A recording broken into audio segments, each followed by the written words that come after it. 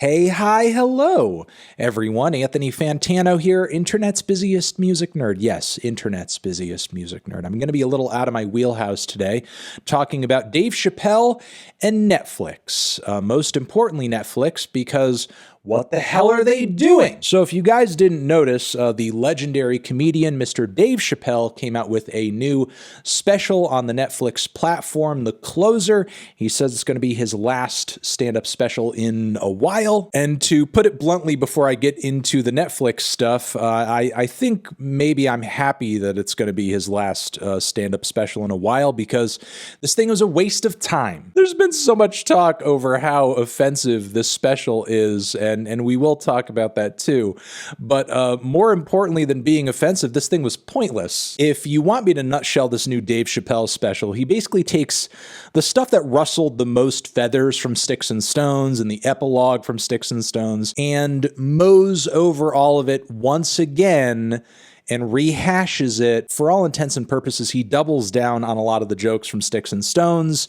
He pushes a little bit further, and then on top of it, he throws in all of this unnecessary, like, pitting against each other the black community and the LGBTQ community, while ignoring that there are points at which, like, gender or sexuality overlap with race. So there's that. But again, for anyone like me or a general Dave Chappelle fan who was hoping for like a really great send-off with this special, yeah, that did not come together. It's the same shit from a few years ago, but now we're just drawing paranoid battle lines between the black and LGBTQ community and whining more about cancel culture. So yes, absolutely pointless. Nothing really all that new or interesting was said. A few spare jokes here and there pop off a bit, but for me, this thing just fell flat on its face. His attempts at quelling the controversy were disingenuous at best. Ultimately, it's just a shame he got paid $20 million to essentially come up with little to no new material. But what's even more ridiculous than my opinions on comedy is the Netflix reaction to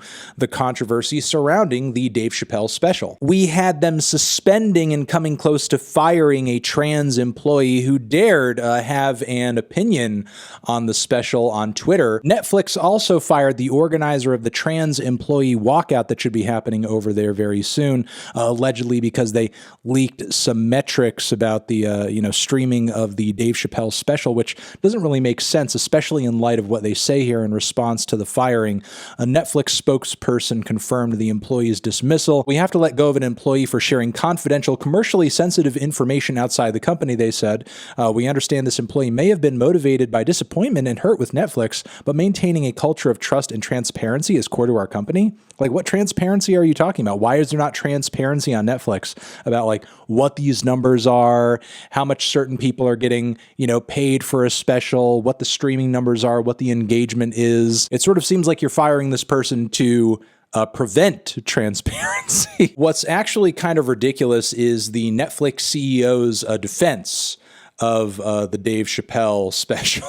So in this memo obtained by Variety, he says, Chappelle is one of the most popular stand-up comedians today, and we have a long-standing deal with him. His last special, Sticks and Stones, also controversial for the same exact stuff that he said in this special, is our most watched, stickiest, and most award-winning stand-up special to date, in a way that makes sense. As long as that, shitstorm is stirred and it drives more people to our platform, that's what we want. So let's just, go round two with the same exact thing. He then goes on to say Netflix defends creative freedom that some people believe is harmful, and he cites that Cuties movie that everybody went nuts about, which, like, the reason people went so nuts about that is because you guys, like, played up the sexualization commentary in the promotion of that movie in a really weird and disturbing way. I mean, like, even the director had to comment on it.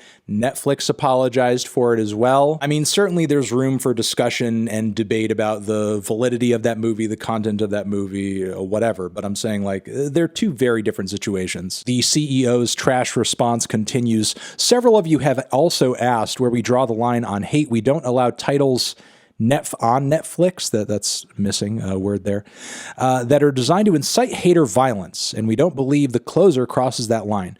Well, obviously you don't believe the closer crosses that line, and Dave Chappelle and probably most creators would not come forward and say, you know what, hey, listen, I have a great piece of content here for you, but here's the kicker.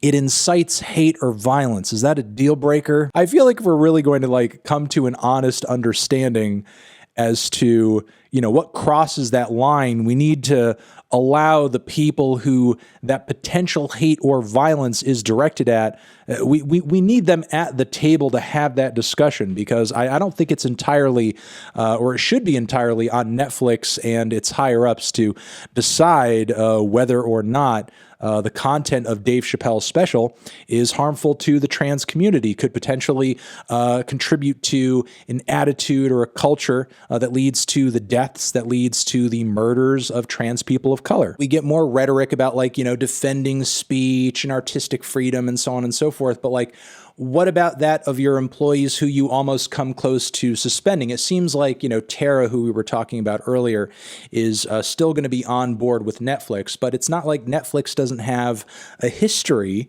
of firing employees who are, maybe complaining too much. Netflix has a radical candor culture, but fires 3 execs for criticizing execs on Slack. But honestly, I'm more worried about average employees of Netflix and just streaming platforms in general, if they feel the need to or the desire to stand against maybe some of the content on that platform, if they feel like it's harmful, or if they just don't like it, if it's just their goddamn opinion for whatever fucking reason. Because what is pissing me the most off about this whole situation is that, the defense of Dave Chappelle always comes from this place of free speech, free expression. He should be able to say what he wants and so on and so forth. Dave's critics should be able to say what the hell they want to in terms of the content of his jokes, no? If Dave Chappelle can record a non-special where he just rehashes a bunch of material we've heard already and get paid $20 million to do so, while telling jokes that are knowingly going to offend the LGBTQ community, somebody who's a member of that community should at the very least be able to have an opinion on that and keep their job at Netflix. So to get pointed about it, are we really defenders of free speech if we're not also defending the free speech of Dave's critics here? So yeah, I'm going to leave it there. I think Netflix is totally insane. I have no idea what the hell they're doing here. I think the free speech argument around this whole thing is ridiculous and disingenuous, given that it doesn't cut both ways. Feel free to check out the special for yourself, but again, in my opinion, it's a waste of time. And I think I am going to leave it at that. Thank you very much for watching. Love you, Anthony Fantano. Over here next to my head is another video that you can check out. Hit that up or the link to subscribe to the channel. Anthony Fantano, forever.